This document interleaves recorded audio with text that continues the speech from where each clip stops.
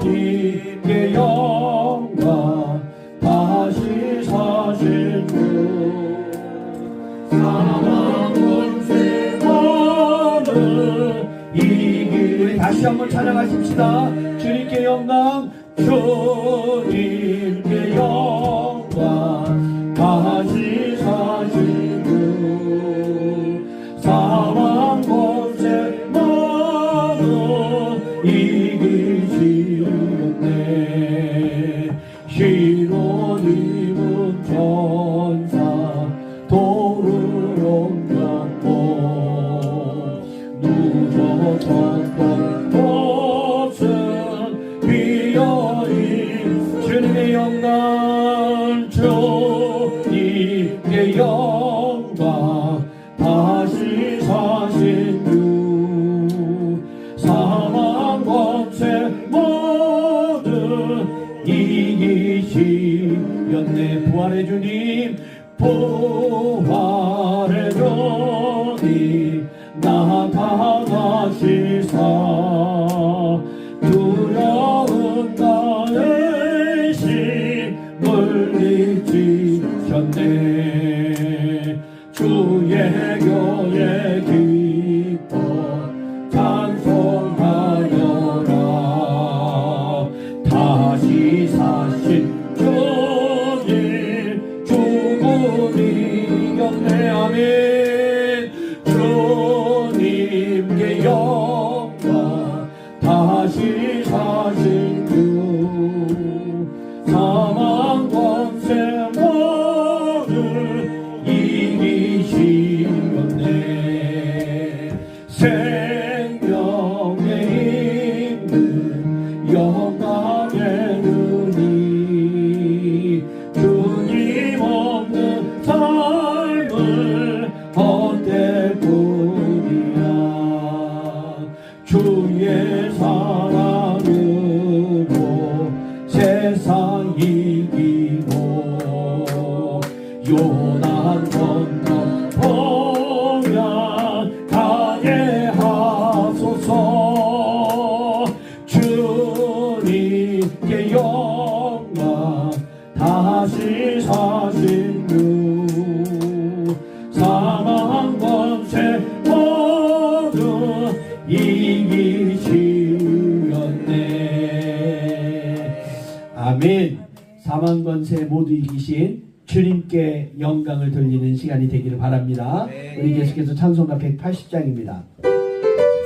우리 박수 치면서 정말 재림을 꿈꾸며 주님 어서 오십시오 찬양하시겠습니다. 하나님의 나팔 소리 전기 진동할 때에 예수 영광 중에 그름 다시고 전사들을 세계 모든 곳에 보내요 두번 gon고 들고 나팔 불 때 나의 이름 나팔 불 때 나의 이름 나팔 불 때 나의 이름 나팔 불 때 나의 이름 부를 때에 잠시 참여하겠네 무덤 속에 잠자던 자 그때 다시 일어나 영화로운 부활 승리 얻으리 주가 택한 모든 성도 그룹 타고 올라가 공중에서 주의 아멘 나팔 불 때 나팔 불 때 나의 이름 나팔 불 때 나의 이름 나팔 불 때 나의 이름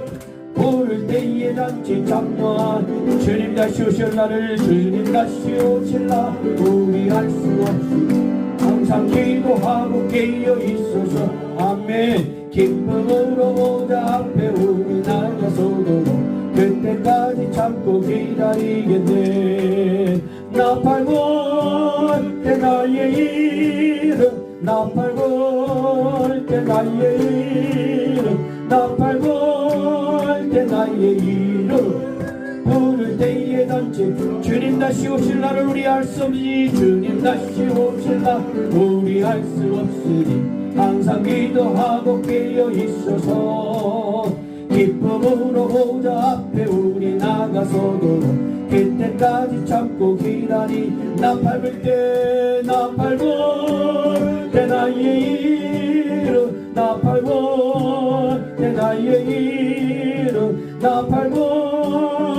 나의 이름 부를 때에 나 밟을 때 나의 이름 나 밟을 때 나의 이름 나 밟을 때 나의 이름 나 밟을 때 나의 이름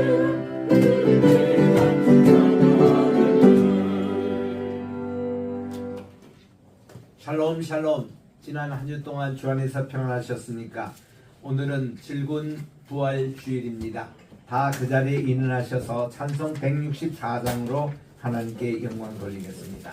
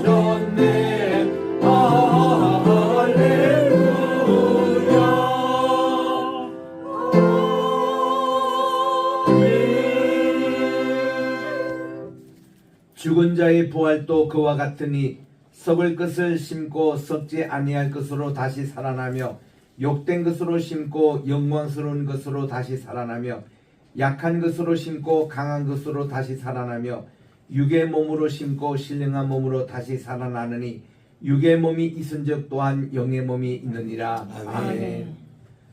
만복의 근원이 되시고 만왕의 왕이 되시며 만주의 주가 되시는 존귀하신 하나님께 영광 찬송 존귀 세세 영원토록 돌려드립니다. 아멘. 오늘도 거룩하고 복된 이 부활주일을 맞이해서 저희들이 이른 아침부터 주님 앞에 나와 하나님께 또한 귀한 예배를 드리오니 이 예배를 받아주시고 이 자리에 한없는 하나님의 영광으로 가득 채워주시옵기만을 예수님의 이름으로 기원드리옵나이다. 아멘. 아멘. 우리 공동 참회 기도 함께 드리도록 하겠습니다. 시작. 사랑과 은혜가 풍성하신 하나님 아버지, 오늘 사망의 권세를 깨뜨리고 부활하신 예수님을 기쁨으로 환영합니다. 저희들도 주님과 함께 부활하게 하옵소서.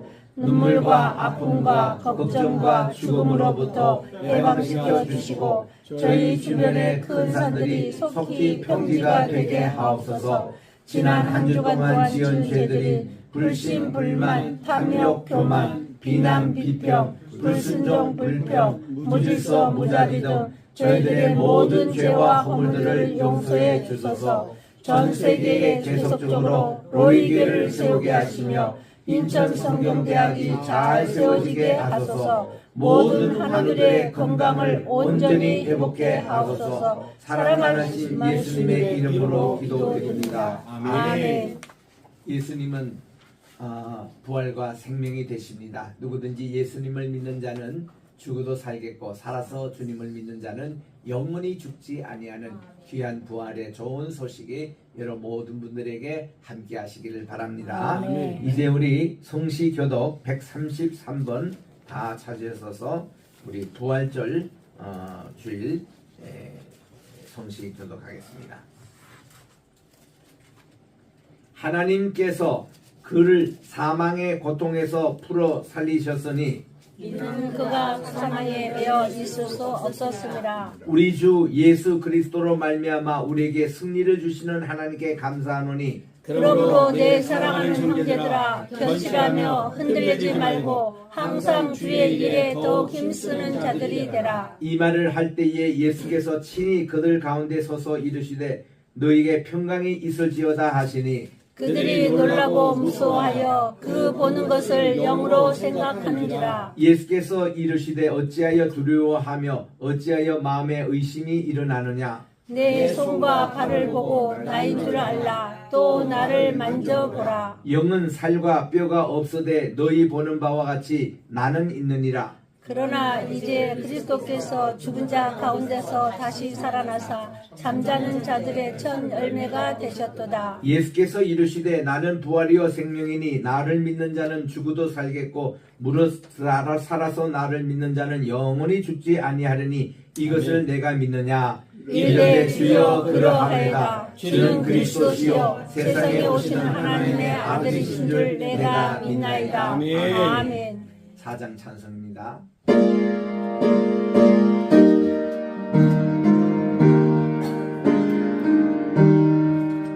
성부 성자와 성신 영원히 영광 받으옵소서.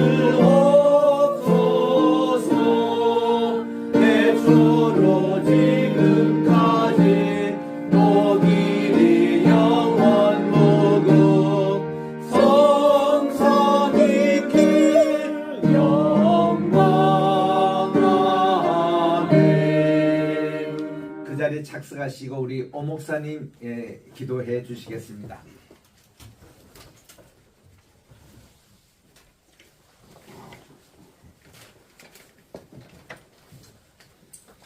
다 같이 기도하시겠습니다.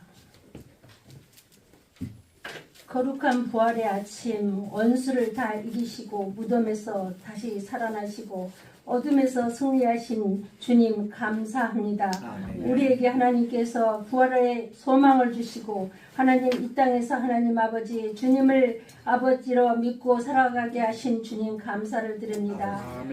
살아계신 하나님 아버지, 이 거룩한 부활절의 아침에 저희를 이 자리로 또 불러주신 은혜 감사로 하나님 앞에 영광을 드립니다. 우리를 위해서 십자가를 지신 주님, 그 고통과 생각, 그 사랑을 생각할 때에 감히 하나님 앞에 우리는 고개를 들고 설 수가 없습니다. 아버지 하나님, 또 우리를 위해서 아버지 하나님 정말 그 모든 것을 아버지 하나님이여 우리를 살리시기 위해서 고통에서 아버지 하나님이여 손수 아버지 하나님은 몸으로 하나님 우리에게 사랑을 보여주시고 아버지 하나님 저희들을 살려주신 주님의 은혜 참으로 감사를 드립니다. 아멘. 사랑의 주님,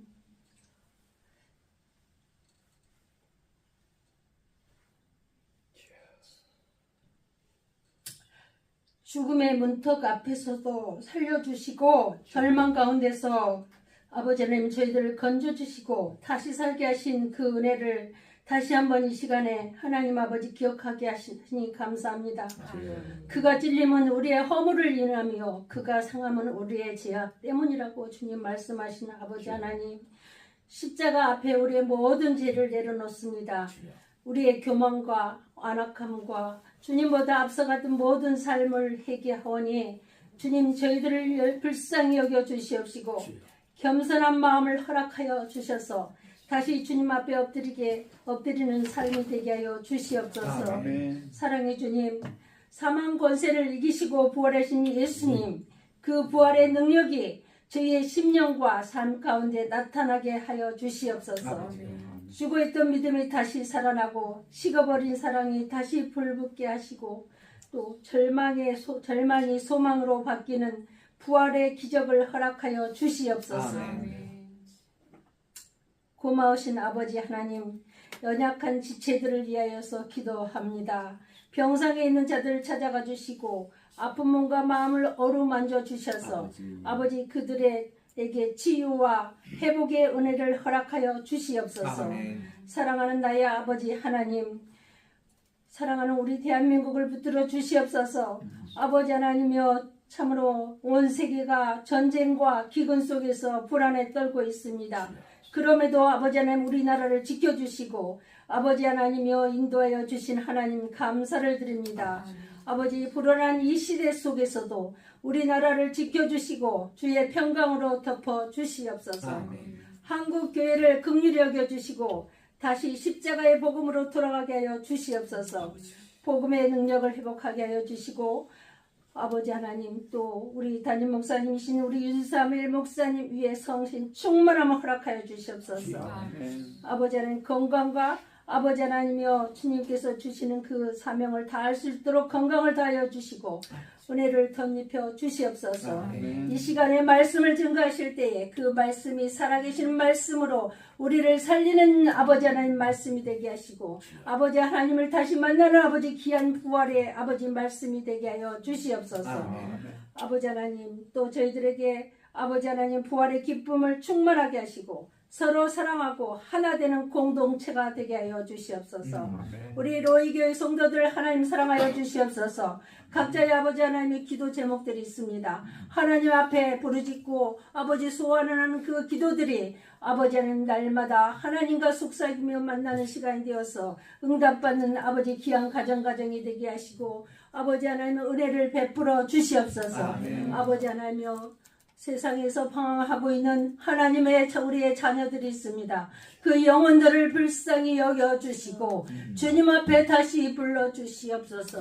아버지 하나님이여, 젊은이들이 하나님 앞에서 아버지 하나님이여 주며 춤추며 아버지 하나님의 찬양해야 할 그 젊은이들이 세상에서 방황하고 있는 것을 봅니다. 그 영혼들을 불쌍히 여겨 주시옵소서. 아버지 불쌍히 여겨 주시옵소서. 주님 앞에 돌아오게 하여 주시옵소서. 사랑하는 나의 하나님은 오직 우리는 주님만을 의지합니다. 우리가 아버지 하나님이여 살아갈 것은 아버지 하나님밖에 아버지 소망이 없사오니 사랑하는 하나님 아버지, 우리의 소원하는 것을 들어주시고 우리가 이 땅에 아버지 하나님 소망을 두는 것이 아니라 하늘에 아버지 하나님의 살아계신 하나님의 말씀에 소망을 두고 살아가게 하여 주시옵소서.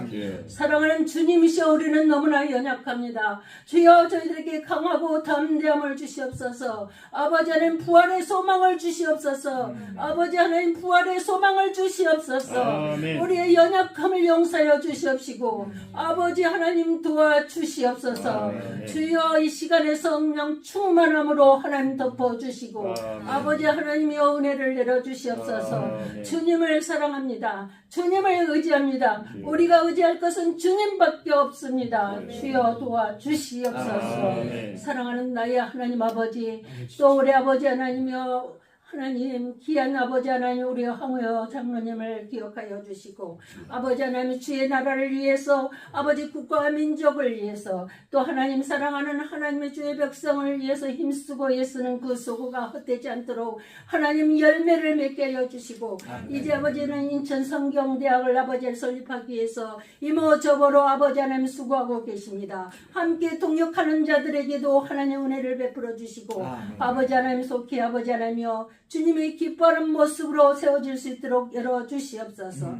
또 우리 베이스 신학교를 하나님께서 허락하셨으니 아버지 하나님 우리가 할 수 있는 것은 오직 주님만 의지하는 것밖에 없습니다. 주님께서 운영하여 주시고 주님께서 보내주시고 주님께서 모든 것을 아버지 하나님여 함께하여 주셔서 하나님 영광을 드러내는 우리 학교가 베이스 신학교가 될 수 있도록 도와주시옵소서. 사랑하는 주님이시여, 이 시간에 또 하나님 앞에 간절히 기도하고 원합나이다. 아버지, 이 자리에 함께하지 못하는 우리 로이교회 성도들이 어디에 있습니까? 아버지 하나님, 부활의 소망을 갖게 하시고 그들이 어디에 있습니까? 주여, 그 영혼들을 아버지 마음을 살펴주시고 하나님을 바라보게 하시고 아버지 주의를 하나님 앞에 만나는 시간을 갖게 하여 주시옵소서. 사랑하는 나의 하나님 아버지, 감사합니다. 아버지 하나님, 감사합니다. 하나님 감사합니다. 주님 감사합니다. 예수님의 이름으로 기도드렸습니다. 아멘. 우리 기도를 들어주시며 주님의 평화를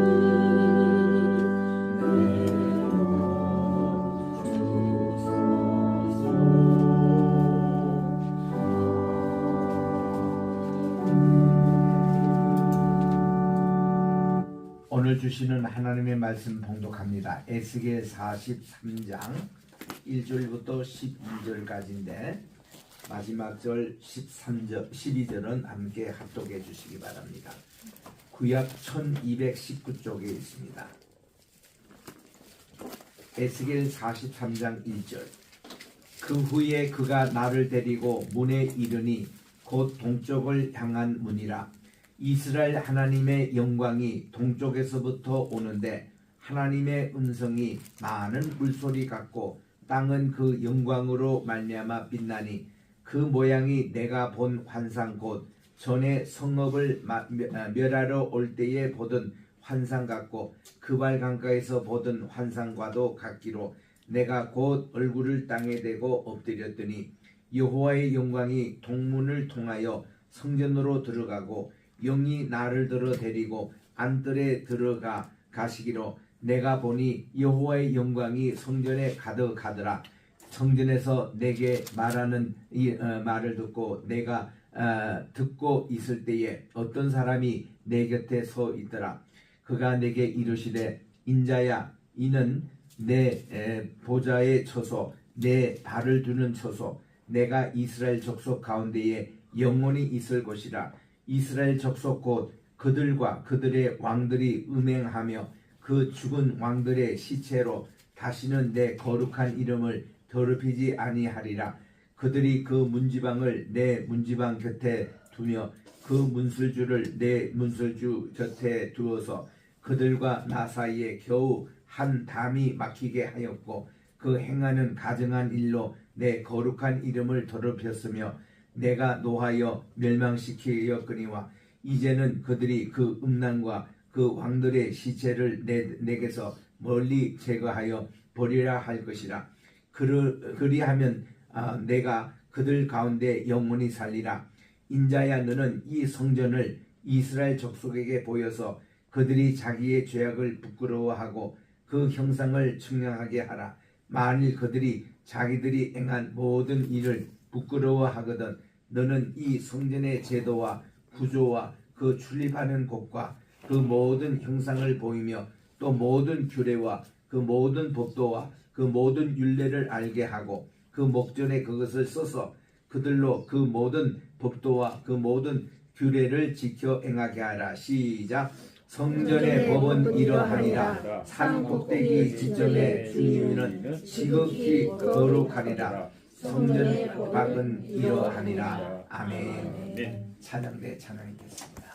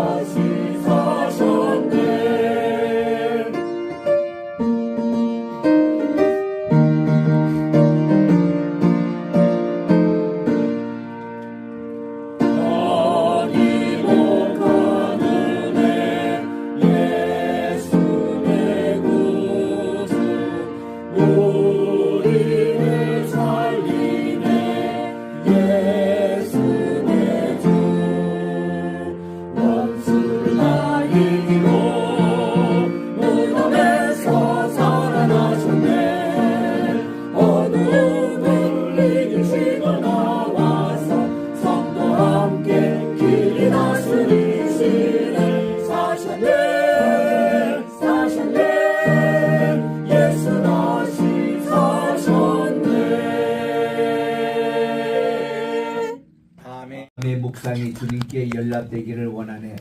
하나님 주님께 찬양을 올려드리고 또 이렇게 사망의 권세에서 부활하신 우리 주님을 기쁨으로 환영하며 오늘도 이 말씀을 증거합니다. 하나님 준비된 이 에스겔 43장을 통해서 우리 하나님의 영광이 성전에 들어왔다는 이 귀한 메시지로 오늘도 우리 로이교회에 하나님의 영광으로 가득 차게 도와주시옵시고 부활의 기쁨으로 오늘도 승리하는 이 날이 되게 도와주시옵기만을 예수님의 이름으로 기도드립니다. 아멘.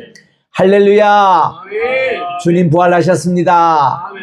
너무 기쁜 날입니다. 우리 아침에도 제가 새벽 기도 시간에 말씀드린 대로 원래 그 참 사순절과 또 이렇게 새벽 고난 주간은 저와 제 아내에게 참 어려운 시련의 그런 고통 시간이었습니다.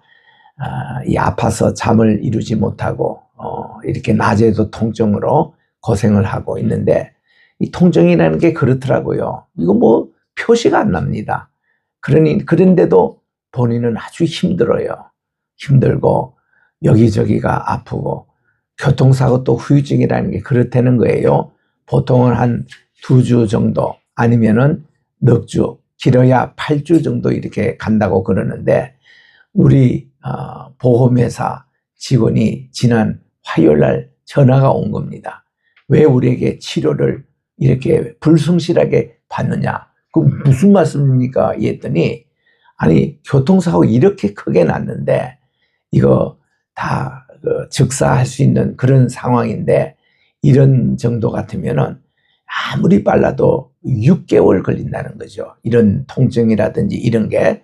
그래서 무슨 방법이든지 부지런히 이렇게 그 치료를 받으라는 겁니다. 그래서 우리가 오히려 놀랐습니다. 우리는 병원에서 들은 얘기가 있거든요. 간호사로부터. 보통 교통사고는 이제 2달이면 끝나니까 그때도 퇴원도 해야 되고 또 물리치료도 이제 그때 뭐 이제 거의 인슈런스에서 이 보험에서 그거를 허용이 안 한대요. 굉장히 까다롭게 안 되는 겁니다. 우리는 그거를 들어서 그런지 그다음부터 치료를 우리가 일부러 보험회사를 위해서라도 안 하려고 그랬는데 그런 전화를 받고 뒤통수를 한 대 맞은 기분이더라고요. 그래서 그때부터 부지런히 물리치료도 받고 있고 그런데 그때뿐이지 아파요. 밤 되면 더 아파요. 그리고 밤에 꼭 12시부터 새벽 4시까지 참 통증이 오는데 그 잠을 설치게 되고 참 이런 것이 계속 되고 있는데 어쨌든 이런 고난 주간 이럴 때 주님의 고난을 계속 생각하며 또 이렇게 우리 사순절을 이렇게 지내면서 부활절이 이게 얼마나 그립던지 그 오늘 부활절 새벽에도 어제도 밤에 그렇게 잠을 푹 자지를 못했습니다. 그런데도 아침에 일어나서 하나님께 새벽 제단을 쌓으면서 얼마나 기뻤는지 모릅니다. 참 부활하신 주님이 모든 눈물과 모든 것을 다 없애고 우리에게 정말 이렇게 새로운 소망과 평안을 주시는데 너무 감사만 넘치는 겁니다. 오늘은 우리가 이사야 43장을 우리가 이제 공부할 차례입니다. 43장은 아시는 대로 이 40장에서 48장 사이에 또 하나의 클라이막스를 이루는 장입니다. 왜냐하면 하나님의 영광이 동쪽 문으로부터 다시 돌아오셨기 때문에 그렇습니다. 이사야는 그가 그발강가 포로 생활하고 있을 때에 하나님이 그를 이제 이 예루살렘 성전 아직 멸망 전입니다. 그 10장 거기에서 우리 주님이 그 8장에 그 성전의 방을 보이며 우상 숭배하는 모습들 보이고 이렇게 타락된 이 예루살렘 성전을 보이면서 하나님의 영광이 동쪽 문을 향해서 떠난 모습을 그가 보았습니다.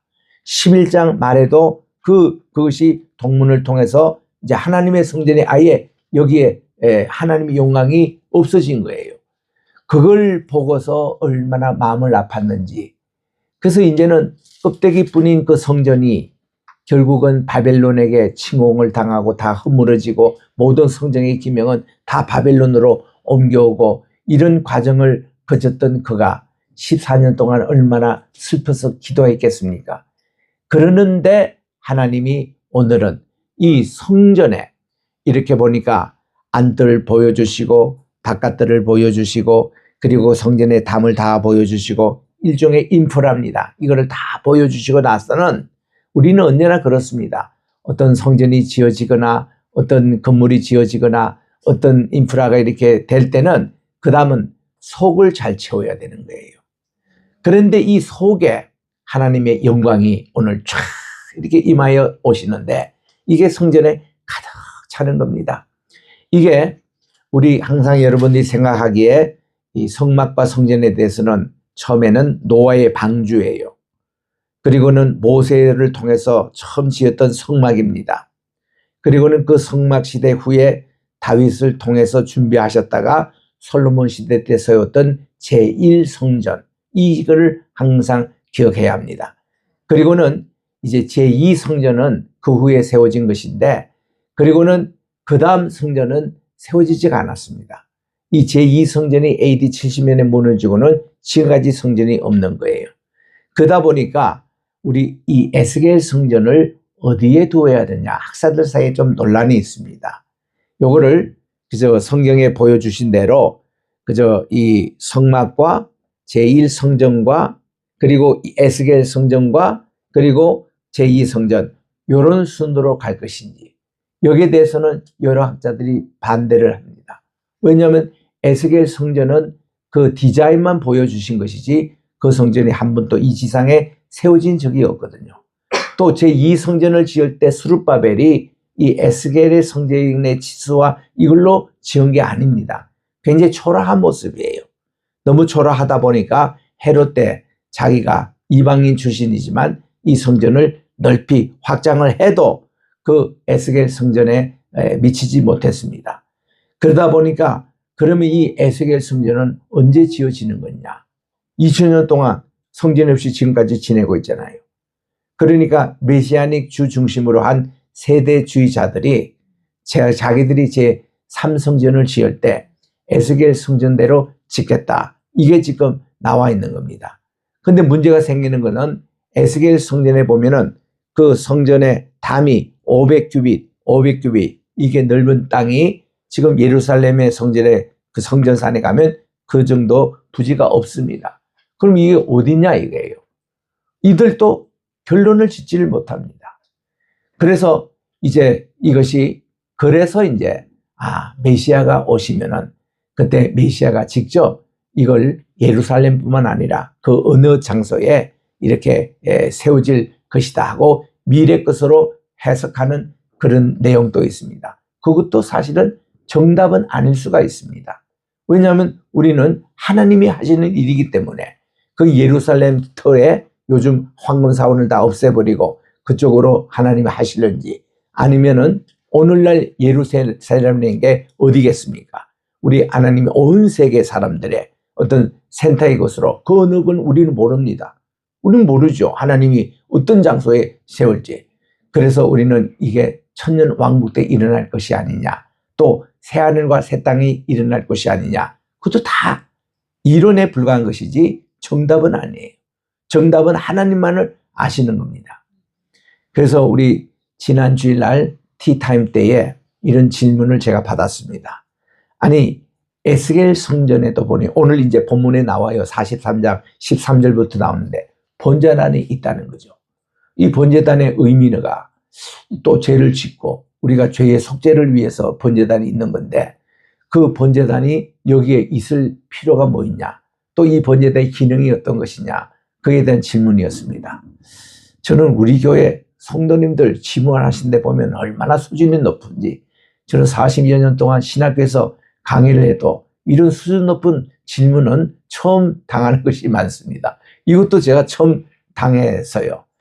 그래서 가만히 제가 대답을 그때도 이렇게 했습니다. 우리가 꼭 번제단이 속죄만을 위한 건 아니거든요.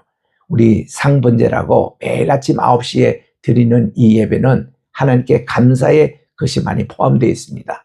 우리 여호와의 일에 제단에 보니까 하나님이 이삭 대신에 수양 걸린, 뿔에 걸린 수양을 에다가 하나님께 제사를 드렸잖아요. 아들을 번제로 바칠 때는 그는 속죄를 위한 그런 번제였고 수양을 갖다 바치는 것은 감사의 제물이었습니다. 그래서 같은 번제단이라도 속죄를 위한 것도 있고 감사를 위한 것도 있는데 우리가 천국에 가더라도 거기 성전이 있다면 번제단은 있을 것이다. 그걸 감사를 위한 하나님께 감사와 찬양을 위한 번제단으로 계속 사용될 것이다. 그렇게 이제 대답을 했습니다만은 오늘 그 구체적인 내용이 이제 13절부터 나옵니다. 이것은 이제 조금 이따 말씀드리겠고 어쨌든 오늘은 첫 번 부분은 하나님의 영광에 대한 부분인 것입니다. 자, 우리 제1성전인 솔로몬 성전 때도 하나님의 영광이 가득하게 열왕기상 8장에 임하더라고요. 이 솔로몬이 하나님께 봉헌 기도를 간절히 드릴 때에 하나님의 영광이 이렇게 임하셨습니다. 대개 임하는데 우리 하나님의 영광이 온 성전에 가득 찼다. 오늘 또 우리 여기도 나오고 44장 4절에도 나와요. 제가 미리 한번 읽어보겠습니다. 44장 4절에 보니까 이렇게 기록되어 있습니다.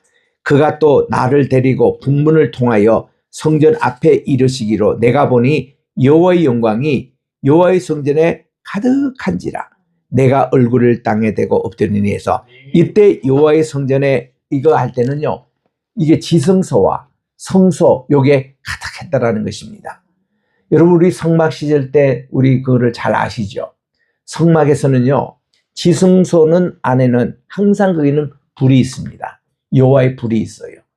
그게 하나님의 언약궤 뚜껑을 멀시 씌운 자라 그러는데 은혜의 자리 여기에 이 그룹 천사가 날개를 연하여 요 중심을 보고 있습니다. 이 중심을 보고 있는 그러니까 이 언약궤 뚜껑을 속죄소 은혜의 자리라 그러는데 이 중심에 요 자리가 하나님의 불이 있습니다.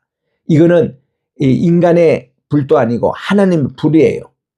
본래 이 번제단에는요 불이 따로 필요 없었습니다. 제사장들이 하나님께서 그 드리라는 그대로 제물도 준비하고 모든 의식도 갖추고 이랬으면 하늘에 불이 떨어져 가지고 번제단을 태웠다는 거예요.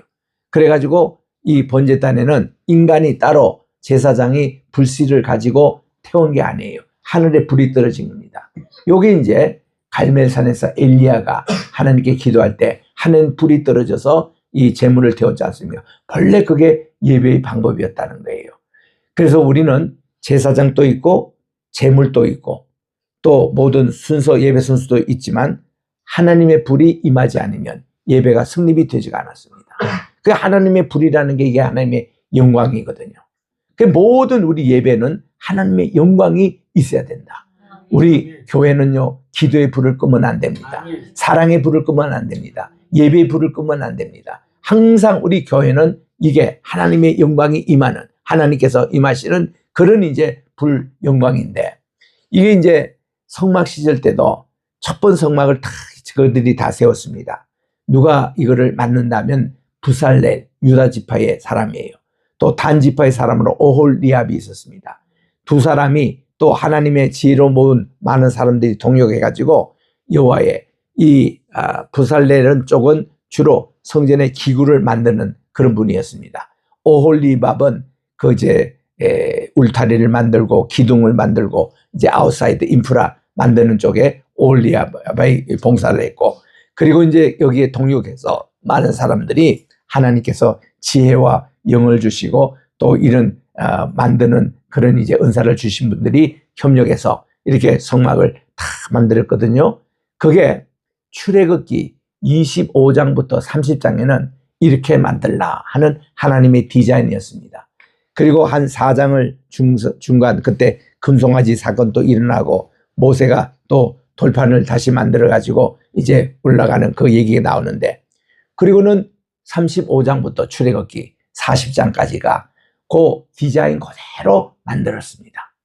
다 만드는데 이 성전을 하나님께서 만드시는 대로 지성소부터 성소를 만들고 성전 밖에 있는 모든 기구를 만들고 성막의 모든 울타리와 또한 휘장과 기둥과 또 모든 이게 울타리에 그게 기둥을 이게 100규빗씩 50규빗 이래 가지고 다 튼도 만들고 울타리를 다 쳐니까요.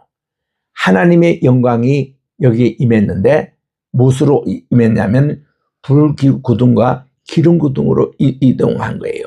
불기둥이라는 게 첫 번 나오는 게 아닙니다. 또 구름기둥이 첫 번째로 나온 게 아닙니다. 이 불기둥이 성경에 처음 임하는 것을 언제 나온가 하면 아브라함이 창세기 15장에 하나님이여 이 땅을 유업으로 주는 것을 어떻게 하겠습니까 할 때 주님께서 너 짐승을 둘로 쪼개 가지고 그렇게 준비하라는 거죠. 그래서 아브라함이 준비를 했습니다. 예배 준비. 하나님께서 임하시는 것을 준비를 했습니다. 그리고는 이 아브라함이 잠깐 잠이 들었습니다. 이게 자기가 자고 싶은 잠이 아니라 하나님이 그렇게 잠을 재웠습니다. 타르데마. 깊은 잠에 딱 깨어보니까 자기가 짐승 쪼갠 사이에 불이 지나가요. 횃불이. 이게 하나님의 영광이에요. 하나님이 우리와 언약을 맺을 때에 하나님의 영광이 임하는 겁니다. 그리고 이거는 일방적으로 가는 거예요. 그 당시 고대 건동에 보면은 아브라함 시대 때가 그때 법이 있던 것이 탈레오라는 그 이제 왕이 있었는데 거기에 이제 이 법에 보면은 이 A와 B 이 계약을 맺는 두 당사자가 같이 손을 잡고 이 짐승 쪼개진 이 사이에 지나가면서 누구든지 법을 어기는 자는 이 짐승처럼 둘로 쪼개서 죽임을 당할 것이다. 서로 이렇게 하고 가는 그런 언약입니다. 이거를 뭐라고 하냐니 서로 상무가 들어 이렇게 책임이 있다. 이래가지고는 서로 책임지는 이런 언약입니다. 그게 본래 계약이라는 뜻이고 이 계약이라는 말이 브리스라는 말인데 이게 아카디언 용어로 between 뭐뭐 사이라는 그런 뜻입니다. 그래서 이렇게 해서 이제 지나가는 게 원칙인데 하나님 횃불이 혼자 지나가는 거예요. 아브라함은 이제 잠자고 일어나서 보는데 혼자 지나가시는 거예요. 이거는 뭔가니 이 언약은 하나님의 영광과 관련된 언약은 일방적인 하나님의 은혜라는 겁니다.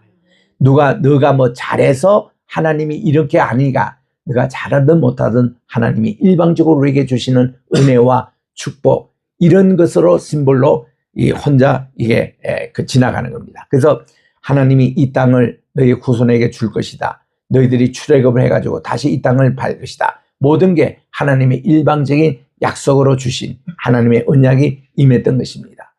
두 번째 하나님의 언약이 임한 것이요.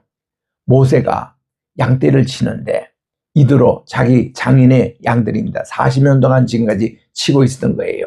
그런데 그 장인어른의 집에서 시내산까지 요즘으로 말하면 라오스산 그 근처까지 이렇게 가는 거리가 그렇게 멀지 않습니다. 이렇게 보입니다. 보이는데 그가 양떼를 몰고 풀을 뜯어 가는 과정 속에서 호렙산, 바로 시내산 밑으로 가는 겁니다. 여러분 호렙산, 시내산 두 가지를 다 얘기하는데 이 호렙산이라는 것은 뭔가니 이 산의 그 전체 이거를 호렙산이라 그러고 이 중에서 높은 봉 몇 가지를 시내산이라 그래요. 그래서 이 호렙에 있는 시내산입니다. 마침 모세가 돌아가시는 그 산 이름도 느보산이라 그래요. 전체는 느보산인데 그가 무덤이 있었던 곳은 비스가봉이라고 그래요. 그러니까 이게 산 보는데 꼭 두 가지를 얘기하는 것은 잘 보셔야 됩니다. 전체 이름은 이게 이제 느보산인데 그 중에 높은 봉으로 비스가봉 여기에 모세의 그 무덤이 있었던 곳이고 또 이 전체를 이렇게 호렙산이라 그러는데 그 중에 높은 봉에 시내산이라고 이름을 하고 있습니다. 시내산도요, 그 이름 자체가 신애라는 신아이라는 그 준말입니다. 신이라는 것은 뭔가니 참 재밌죠? 우리 한문, 신하면은 하나님 아니겠습니까? 그 한문이 우리는 중국 사람이 맞는 줄 알았는데 아닙니다. 그게 노아 할아버지가 우리 창세기 1장부터 11장의 내용을 한문으로 우리에게 남긴 것이 한문이 됐다는 거예요. 그 처음부터 표음분자라는 겁니다. 이거를 녹도문자라고 학문으로 얘기합니다. 녹도문자가 그때 사슴의 가죽에다가 이거를 썼던 그런 글입니다. 그래서 우리 날일자를 보면은 이렇게 펴면은 가로 R자 되고 이렇게 세우면은 날일자가 된다고 하는 게 녹도문자라는 얘기거든요. 여기서 이 노아 할아버지가 이렇게 그림으로 표시한 것이 이게 이제 우리 오늘날 한문이 됐는데 300자를 이거를 밝혀가지고 창세기의 재발견이라는 책을 홍콩에 있는 학자가 25년 전에 출판해서 세계적으로 베스트셀러가 됐습니다. 이거를 또 한국말로 번역해서 또 나와가지고 그게 많이 베스트셀러가 됐는데 그 책의 재판이 나오지가 않네요. 그거는 자꾸 나와서 이게 우리가 다 보셔야 되는데 거기 보면은 노아 할아버지가 한문을 만들었다는 얘기가 나왔고 그게 지금 중국 정부에서도 인정을 합니다. 또 대만 정부에서는 진작 인정했어요. 그 이무당 그 선생님이 이분은 머리가 천재입니다. 이 고등학교를 대만에서 졸업하고 미국 오셔가지고 하버드 칼리지로 졸업하신 분이에요. 그래가지고 이분은 대만에서도 아주 천재로 그렇게 하시는 분인데 이분이 초대 문교부 장관을 하셨어요. 그러다가 그 뉴욕에서 전 세계 문교부 장관 회의가 있을 때 안호상 선생님을 만난 겁니다. 그때 안호상 선생님이 그때도 그 이승만 대통령 때 초대 문교부 장관이었잖아요. 그분이 이 이무당 장관에게 고마운 표시를 했답니다. 우리에게 이렇게 좋은 글을 한문을 남겨두셔서 우리 일본하고 우리 한국이 지금 너무나 고맙게 있어서 감사합니다 했더니 이무당 선생님이요. 딱 안 박사님 무슨 말씀을 그렇게 하십니까? 이거는 동이족이 이거는 만들어셔가지고 우리 중국에게 전했던 겁니다. 우리는 오히려 한국 사람에게 감사합니다. 안호상 선생님이 깜짝 놀랐습니다. 자기는 일본 시대 때에 그 일본의 식민사관이 그렇게 만들어서 그 얘기만 듣고 있었던 것인데 이미 벌써 이 이무당 선생님은 그게 틀렸다는 거예요. 그래서 이분이 한국에 오시자마자 그때 전국 모든 교사들에게 우리 한민족 사상을 연구하라고 우리 한국의 민족사관을 연구하라고 했습니다. 그때 우리 초등학교 교사를 있었던 분이 저희 어머님이셨어요. 그 우리 어머님이 그거를 듣고서는 우리 한국에 대한 그런 뿌리에 대해서 막 찾았는데 그게 이제 결과가 오늘날 동아백과사전에 거기 보시면은 한을 이렇게 찾아보면은 32가지 뜻이 나와요. 그때 정리가 됐다는 겁니다. 안호상 선생님이 장관으로 계실 때 모든 교사들, 전국 교사들이 한에 대해서 쫙 뽑은 게 있는 거예요. 그거 보니까 우리 한강 적을 때 우리는 그냥 한강 그냥 쓰잖아요. 저게요. 한이 대한민국 할 때 그 한자라는 겁니다. 저 한자라는 게 중심이라는 뜻도 있고 환하다는 뜻도 있고 크다라는 뜻도 있고 이런 거예요. 오늘 우리 오후에 MT로 대전에 내려가는데 대전의 옛날 이름이 본래 저게 한밭이었습니다. 큰 대자에 밭전자 이거를 순수한 우리말로 한밭이었어요. 그러니까 이게 한이라는 것이 크다라는 뜻입니다. 또 한이라는 게 환하라는 뜻이에요. 또 한이라는 게 가운데라는 뜻입니다. 또 한 하면은 about 어느 정도 추산하는 그런 주자라 그래요. 그 우리 백과사전 쭉 32가지가 나오잖아요. 징기스칸 할 때 그 한이 이해한답니다. 대한민국 할 때 크다는 그거예요. 그게 환하다는 환, 그리고 한박 할 때의 한박의 준말이라고 그래요. 본래 백두산이 한박산이라 그러죠. 한하고 밝다, 환하다. 환난곡이라고도 하고 한난곡이라도 그래요. 환웅, 환인 이거를 한인, 한웅 이렇게 돼. 한 같은 말로 이렇게 쓴다는 겁니다. 좌우지간 이 한자가 32가지. 그래서 우리 지금 은퇴하셨습니다마는 김상일 박사님, 제가 미국 갔을 때 만난 분인데 이분이요 한이즘이라고 HAN 한 그리고 ISM 이래가지고 한이즘, 한사상 이거를 영문으로 다 해서 이 미국의 학회마다 이거를 발표를 하시는데 히트를 쳤습니다. 그때 저도 이 한이즘에 대해서 연구를 많이 하게 됐고 그리고는 제가 이제 하는 한국신학, 무궁신학 이거를 한이즘하고 연결해 가지고 그 하버드 있을 때도 그랬고 보스턴 대학에 있을 때도 박사 과정에서 제가 이거를 한이즘에 대해서 한번 발표를 했습니다. 그때 그 올리브 교수님 강의 시간인데 박사과정만 모이는 그때 너무 좋다고 앞으로 강의가 저보고 다 하라는 거예요. 본래 그 강의 이름이 Relational Theology인데 관계신학.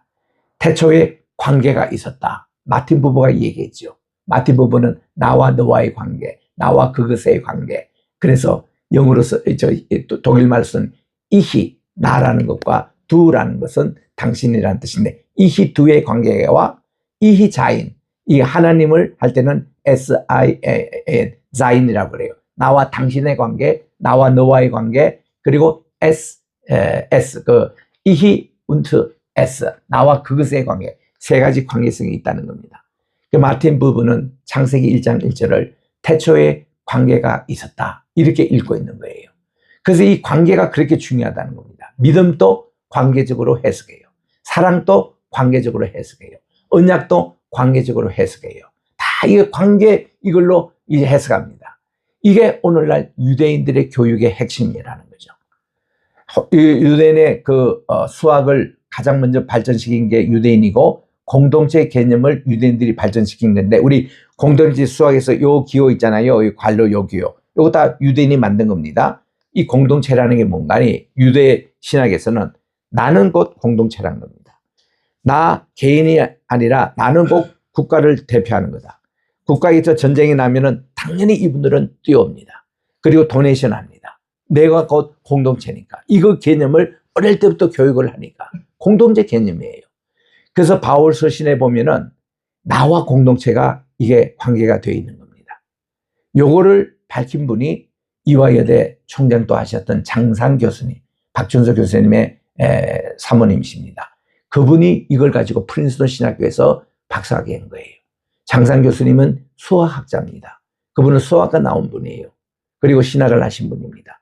그 예일에서 MDB하고 프린스턴에서 박사학위 할 때에 요 개념을 가지고 박사 논문을 쓴 거예요. 바울 서신에 나타난 나와 공동체의 관계가 수학의 개념. 그래서 이걸 일체라는 겁니다. 그래서 바울 서신에 보면은 나라는 그 부분을 공동체로 읽고 공동체는 부분을 나라로 읽는 이거 하나 아이덴티티 해가지고 학위를 서신 분인데 이거를 지도했던 크리스천 베크라는 교수님, 저도 그분을 만나서 강의도 듣고 했습니다만은 굉장히 이거 잘 됐던 논문이라는 겁니다. 이 개념이 우리 크리스천들에게 꼭 있어야 된다는 거예요. 그러니까 내 하나가 나가 아니고 나는 대한민국을 대표합니다. 어디 가도. 내가 혼자 아니라 나는 로이교회를 어디 가도 대표를 합니다. 이런 개념이 항상 있는 거예요. 그래서 유대인들은 쉽게 죄를 짓지 않습니다.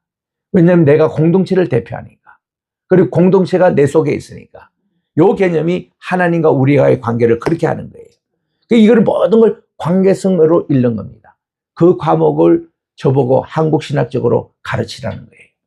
그래서 제가 이거를 쭉 가르치고 할 때에 우리 한국 아이디어와 유대인들의 이 멘탈리티가 늘 같은 것이 있어가지고 이것이 지금까지 쭉 왔다고 동이 문화부터 이거 홍사 문화부터 우리 상고사 쭉 해서 강의를 하니까요.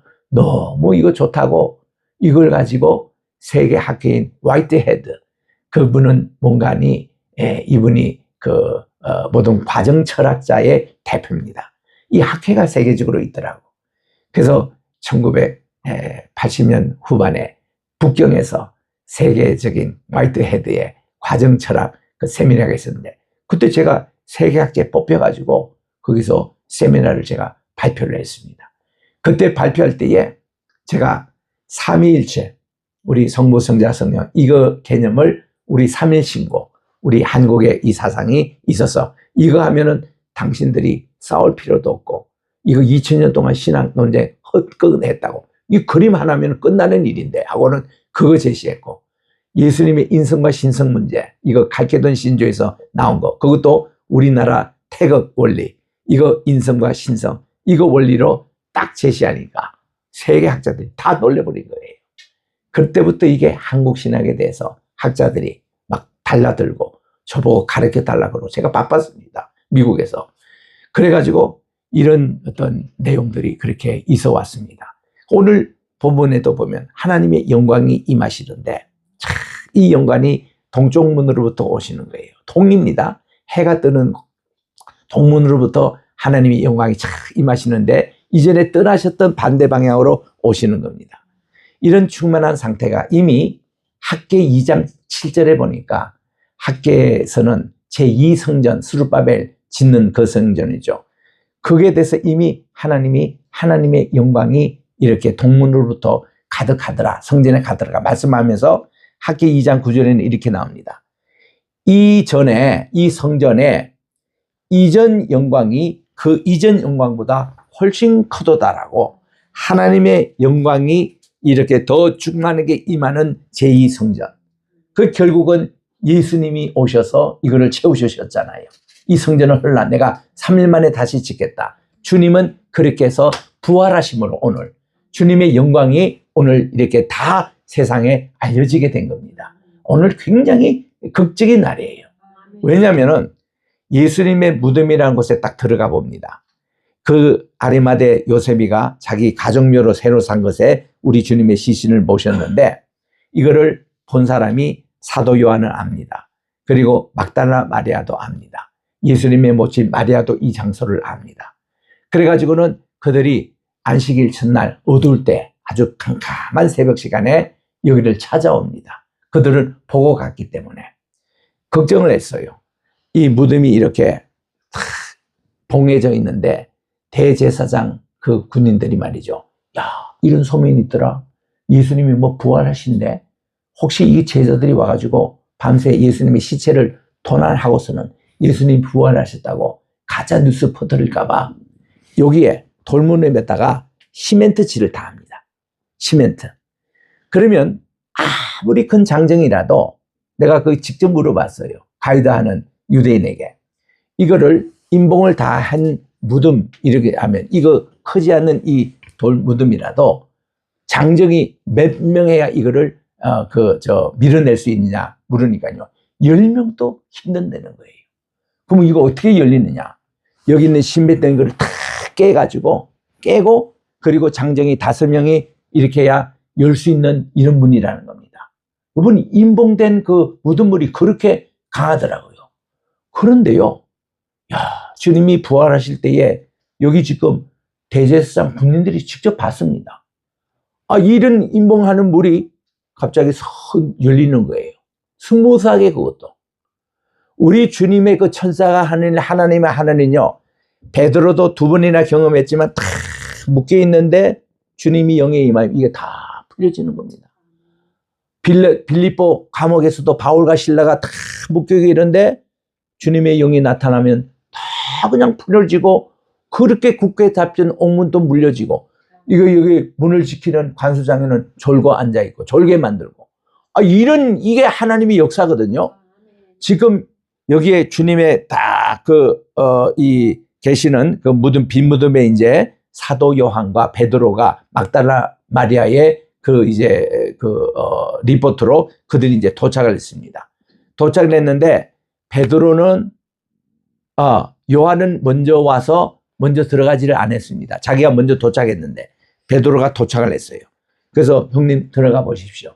베드로가 먼저 들어가 봅니다. 하니까 예수님이 시신 모는 장소에 2 천사가 딱 양쪽으로 있는 거예요.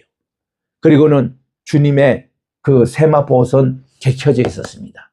뭐 널브러지게 있는 게 아니고 깨끗하게 딱 개져가 있고 주님의 머리가 있던 곳, 주님의 다리가 있던 곳에 2 천사가 딱 흰 옷 입고 있는 거예요.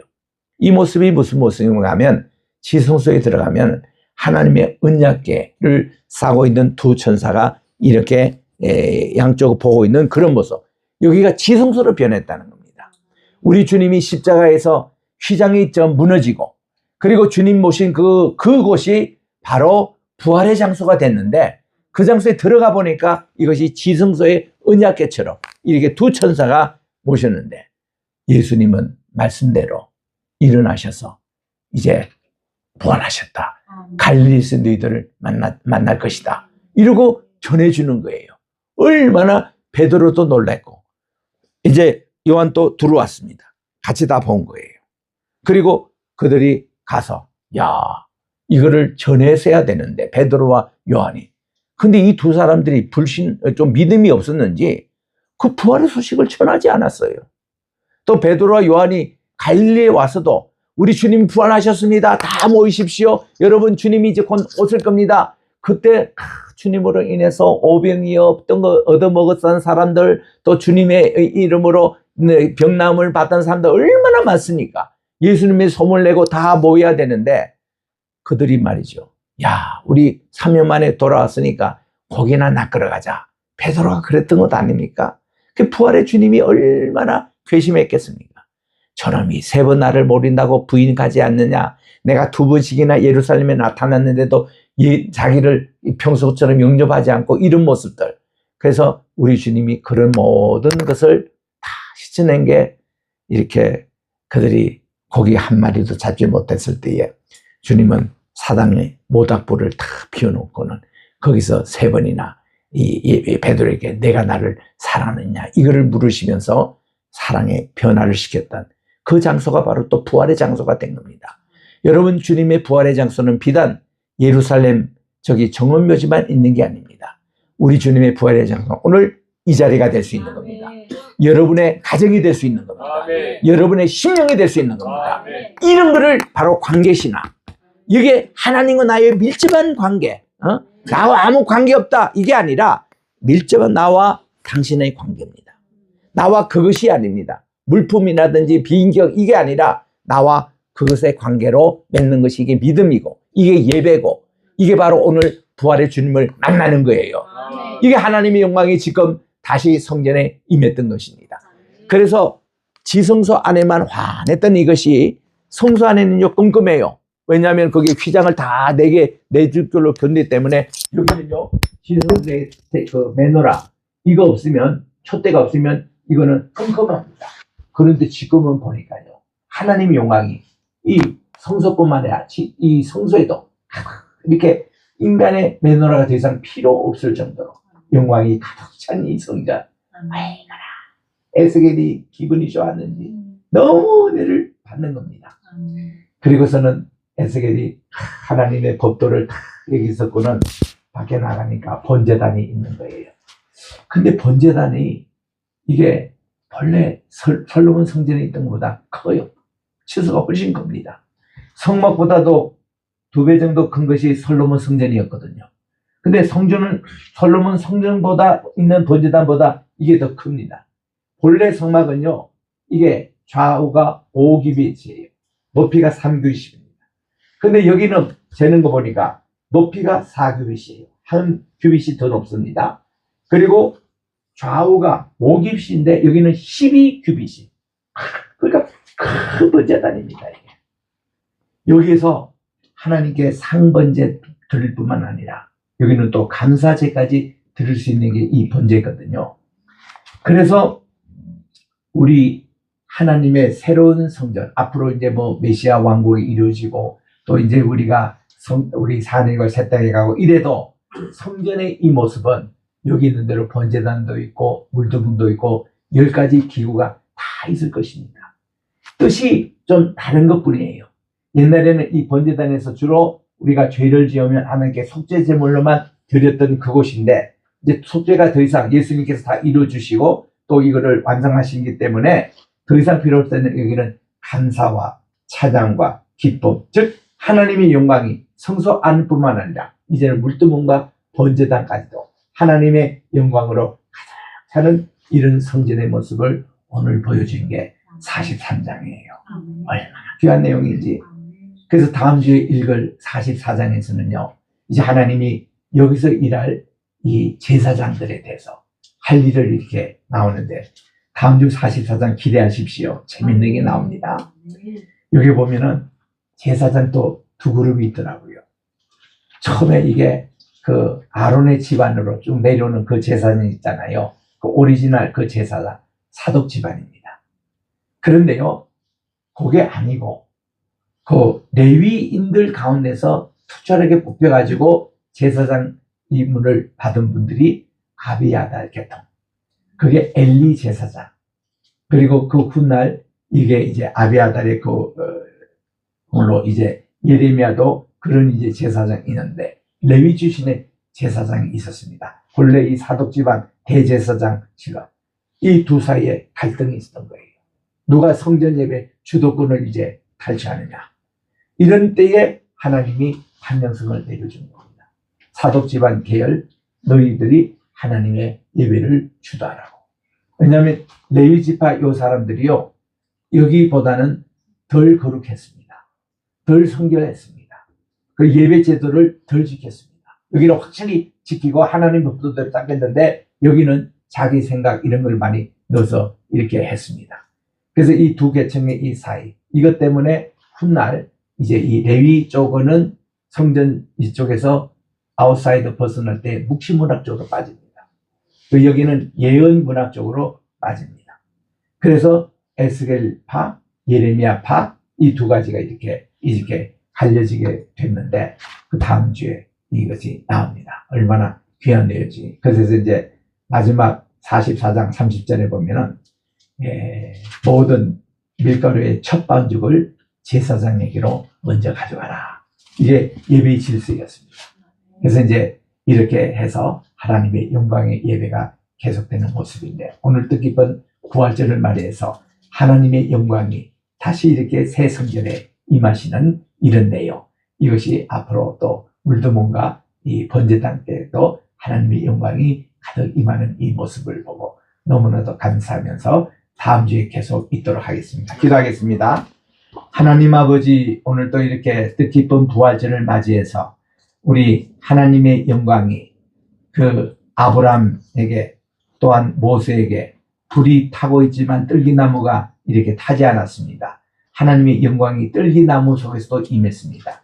하나님의 영광이 그 종살이하는 이집트에 있는 그 이스라엘 사람들에게 임하였습니다. 하나님의 그 불기둥이 또 이 홍해가 갈라질 때 그때 또 이스라엘을 보호했습니다. 이런 주님의 불기둥의 역사가 성막을 그들이 첫 번 만들 때에 바로 호렙산 밑에서 하나님의 영광이 임할 때에 낮에는 구름 기둥으로, 밤에는 불 기둥으로, 새벽에는 불구름 기둥으로 임하신 하나님의 영광의 역사를 보게 됩니다. 하나님, 우리 로이교회도 매일 아침 우리 불기둥과 구름기둥의 역사가 일어나게 도와주시옵시고, 하나님의 영광으로 우리 모든 가정이 승리하게 도와주시옵시고, 우리 몸이 하나님의 성신의 우리 몸이라고 했는데 이 몸에도 주님의 영광이 나타나서 모든 고통과 아픔과 눈물, 모든 외로움을 다 물리쳐 주시옵시고, 하나님의 은혜와 축복으로 가득 채워서 우리 모두가 건강한 공동체, 하나님과의 건강한 관계가 형성되는 우리 모든 신앙 새로운 부활을 하게 도와 주시옵소서. 예수님 부활, 내 부활, 우리가 놓치면서 우리가 부활의 증인으로 끝까지 삶을 살아가는 우리 로이교회의 사명, 100개 나라의 100개 교회를 우리 짓는데 이런 부활의 증인으로 우리 주님의 말씀을 순종하게 도와 주시옵소서. 예수님의 이름으로 감사하며 기도드립니다. 아멘. 찬송가 우리 162장을 부른 후에 우리 헌금을 드리고 우리 성찬식을 하도록 하겠습니다. 162장, 오늘 우리 김도환 목사님이 좀 장로님 대신으로 좀 선녀 주시기 바랍니다. 162장.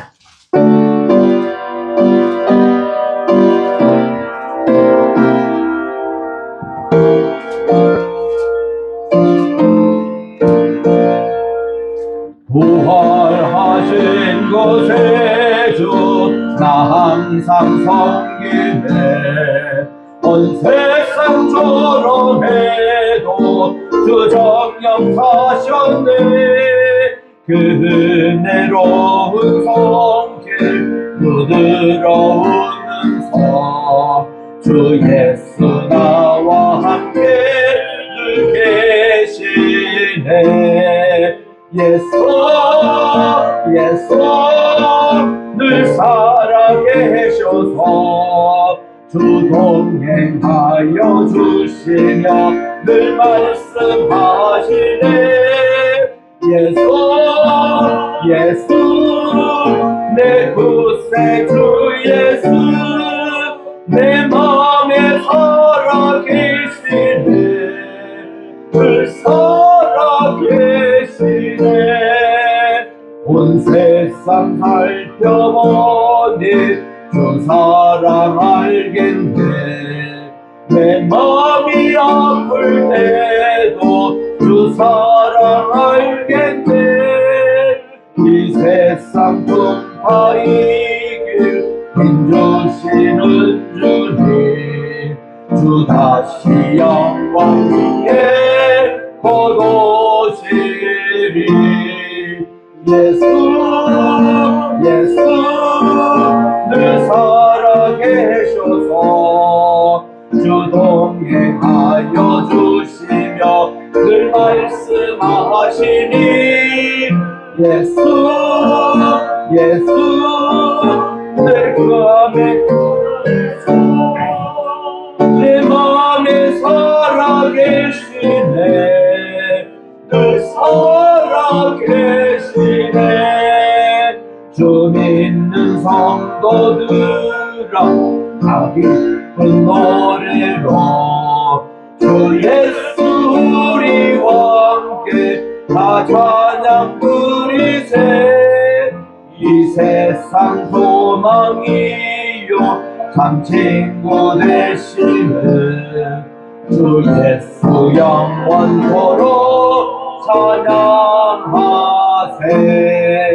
예수 예수 늘 살아계셔서 주 동행하여 주시며 늘 말씀하시네.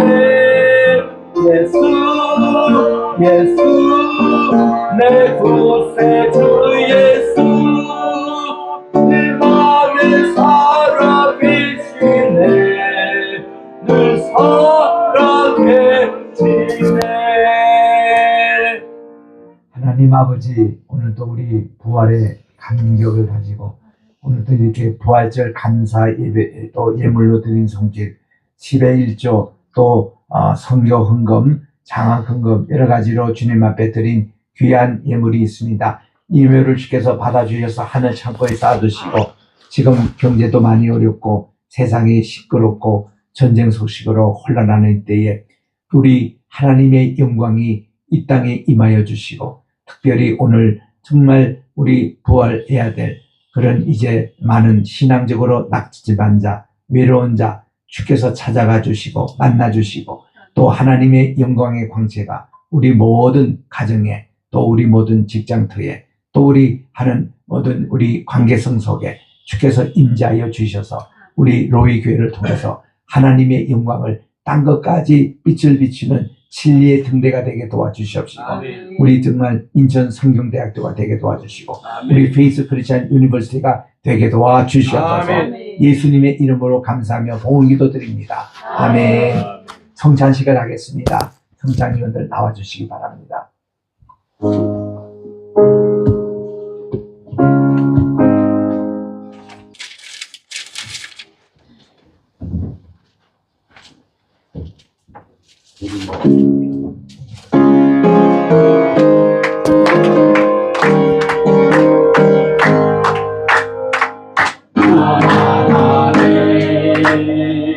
독생자 예수 나를 위하여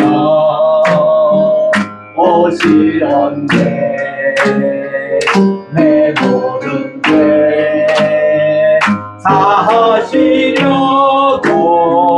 십자가 지셨으나 다시 사셨네. 아멘. 살아계신 주 나의 주된 소망 걱정된 시 사라지네. 사랑의 조대 갈 길을 또하니 내 모든 삶의 기쁨을 충만하네. 아멘. 주 안에서 거듭나누리 기뻐하며 찬양하리.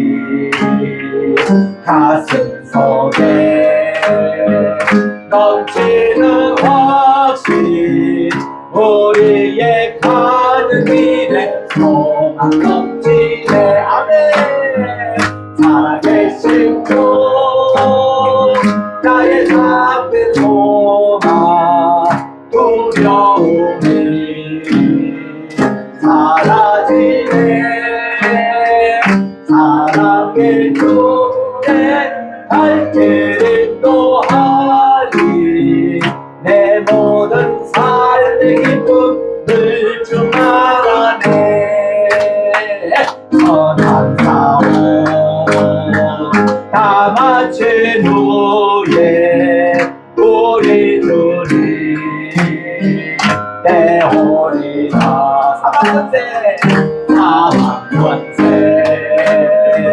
다 물리치고 주님이 다스리니 영광 넘치네 사랑의 신도 나의 삶의 소망 두려움이 사라지네 아멘 사랑의 주내 갈 길이 또하니 내 모든 삶의 기쁨을 사랑해 아멘. 이제는 사망의 권세에서 부활의 첫 열매를 맺으신 우리 주 예수 그리스도의 은혜와 하나님 아버지의 무궁하신 사랑하심과 보혜사 성신님의 감화감동 충만 교통하심이 오늘도 부활절의 감격의 예배를 주님 앞에 드리고 주님과 함께 우리 모두가 부활되기를 소망하는 우리 모두에게 하나님의 영광이 충만하게 임하시기를 간절히 축원하옵나이다. 아멘. 아멘.